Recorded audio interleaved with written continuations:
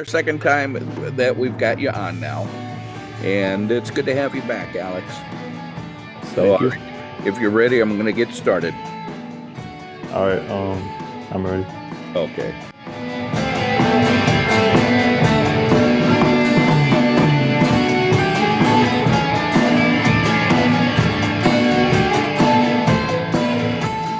Hi, I'm Lyle Muller, and I'm with the Iowa Writers Collaborative Emerging Journalist Corps. And with me is Alex Birdsey. You've seen him before because we had him on earlier this year when he did a story out of Decorah, Iowa. Now he's been to Lansing, Iowa, and he's done a story about the demolition of a bridge up there that has put the community in a bit of isolation on the Mississippi River in northeast Iowa. To give you an idea about Lansing, it's an idyllic setting. It's very picturesque, but it's also a tourist spot. People go up there to go fishing. They go up there to summer in cabins. And you did a nice job on this story, Alex. Tell me how you got interested in doing a story about Lansing, Iowa. Well, it comes from the fact that we've been around that area a lot. I remember going to Lansing as a kid, and I remember driving across that old bridge. It's like a very burned memory into my head. So when I heard, um, my dad told me at one point when they were gonna demolish the bridge, oh, they're gonna do this. It's like, oh, okay, just a passing thought. But then earlier this summer, when I finished my story in the first story, the Decorah story, he reached out and he said, "Hey, if you need an idea for another story, why don't you write about Lansing, about the bridge closure?" So I said, "Okay." I said, I took him up on his offer. So I thought it was a good idea too. And what'd you think when you got there? What'd you think about the site that you saw in Lansing? Well, all you see with your eyes is just, a mostly finished construction site. At the time I went there, it was early July last month. So about a month ago, literally, about a month ago from today was when I was there for the first time for the story. Um, and it seems like largely the same to the untrained eye, except for all the construction that's going on and the fact that you can't cross the bridge. But there was a lot more than meets the eye when it comes to the ramifications in the town, as I would soon find out. Well, and that gets to the issue of the story. Why don't you explain the main problems that are existing because of this construction? Yeah, so Lansing is very isolated um, in terms of river crossings, but also just in terms of the town itself. Its bridge was the only one for at least 25 miles north or south. You have to go to basically La Crosse or Prairie du Chien to hit other bridge crossings. So it served a lot of these like small, like rural communities by the bluffs and by the Mississippi and the farmlands further inland. The mayor of Lansing gave me a figure of about, I believe it was 76 to 7,800 people that were going to be really affected by this bridge closure. Um, so yeah, the main problem was the isolation that it would cause, and therefore the loss of foot traffic and potentially a bad effect on the town's economy. And the mayor is Mike Verdon. Did you get an impression from him of the urgency that they feel at the city council level or the municipal government level? Somewhat. I only corresponded with him via email because of my restrictions that I live 4 hours away, and I only talked to him later down the line. But he seemed very level-headed in his response. He did acknowledge that like people are kind of, feeling the brunt of this impact of the bridge closure, but it wasn't anything like catastrophic. You mentioned that you live 4 hours away. Tell us where you're from, Alex. Algonquin, Illinois. And you are a student at Luther College entering your junior year. Is that Correct. correct? Yeah. And you are one of the co editors of the Luther Chips newspaper. So you are interested in journalism. And you did do a story earlier for the Iowa Emerging Journalists Corps about Decorah, and the topic of that was Lutherans and Catholics getting along and working together. It was really a good local story, but this one was a little bit different, as you and I have talked. It had a statewide interest, and it took you out of your comfort zone a little bit. It took you into a different area other than Decorah. What's your impression of Lansing? What did you think of the town?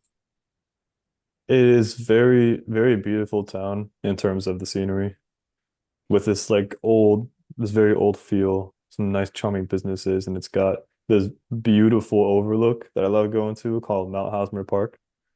Uh, Part of which you can actually see the bridge from.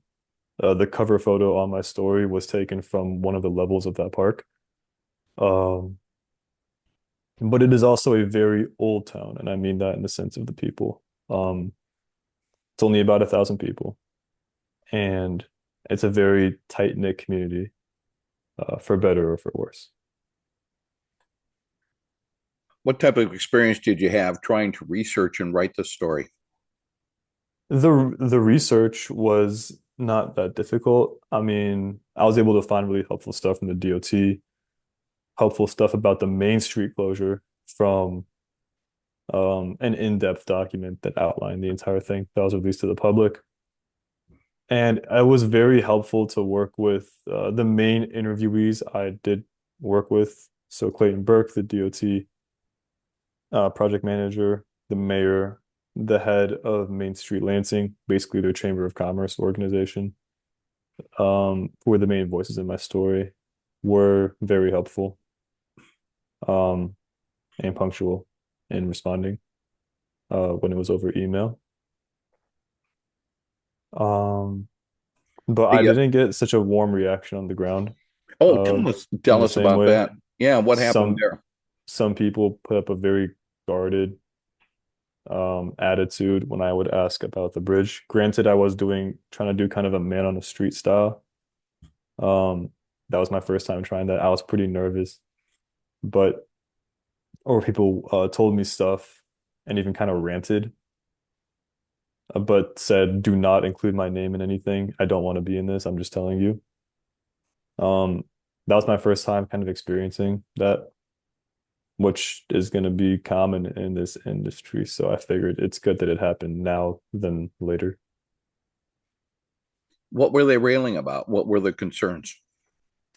I sensed kind of a demographic difference versus the older and younger people.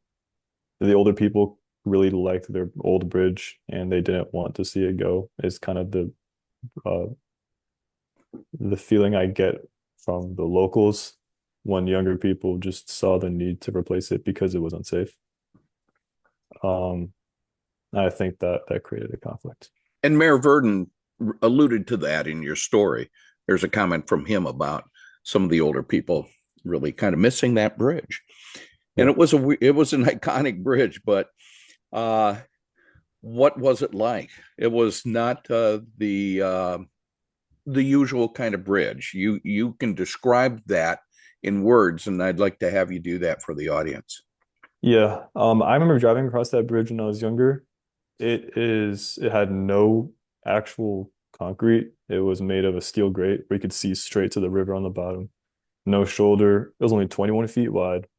And the either end of it had the road didn't curve onto the top of the bridge. It just kind of jutted. It was quite literally an angle like this, so your car would jump. It was fun, but it was also hazardous. The bridge had a bunch of issues that I describe in depth in the story. What do you think people can take away from this story? Someone from outside of Lansing, what do you think people need to know about what's going on in that town if they don't live there? There were two sides to this story. On one hand, that bridge was iconic, and some people are sad to see it go after a century of service, even though the DOT is trying their best to make the new one look like the old one. On the other side, it was an old bridge that needed replacing. It's just common sense. Um, it just kind of had to happen to modernize and make safer the connection from Lansing to Wisconsin, or to the outside world in general, to the other half of America, if you will. Yeah. Now you're going to be going back to Luther College in a couple of weeks, and you'll have to resume classes, but also you'll have to fire up Luther Chips, the student newspaper, which we want to give attention to here in this podcast. What do you think you're going to have to do at the Chips to get that thing going for the next school year? Promotion is a big part of it, to get some new faces in because we lost a lot of people that were graduating seniors. We had a great organization last year, but a lot of that was made up of seniors. So it's going to be a matter of trying to recruit not just freshmen, but also older grades of people, um, to come right, you know.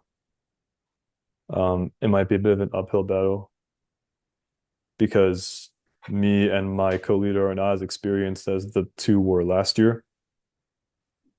Um, but I think we can make it work still as long as we just promote well, stick to the same standard, and pick up some editing skills ourselves. You feel you got some editing skills in the process of working on this story and the previous story you did with us? Yeah, I definitely have more of a feel for what editors look for when they look over a story.